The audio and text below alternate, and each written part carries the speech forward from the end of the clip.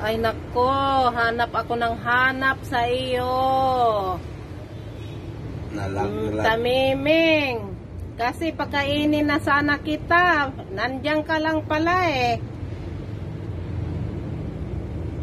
Anong mayroon dyan sa sapatos at ba't diyan ka natutulog? Bango ba dyan? Or ano? Sobrang baho.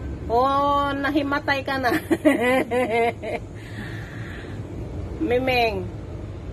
Walat sa! Diyan ka na lang ba? Walat sa. Anong mayroon dyan? Masarap ba dyan matulog? Mime.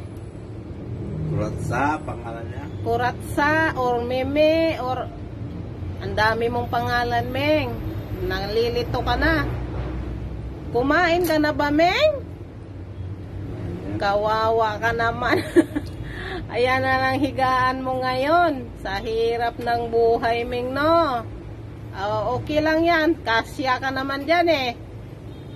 Ala, kawawa naman yan. Oy.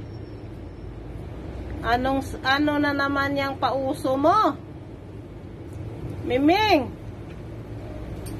Ano naman yung pauso mo? Ba't na nandiyan ka sa sapatos? Marami ng buhok yan. Nagganda buhok-buhok na yung sapatos na yan, Meng. Naku, Meng. Ano, diyan ka na lang matutulog. Sabagay, malamig-lamig siguro diyan kasi andito sa kuwan eh. Open air eh, open air. Oh. Madilim. Oh, yan, wala tayong maayos na higaan dito. Nasa job site kasi tayo. Oh. Ano ba yan, Meng? Oh? Usok na kasi yan, kumain na.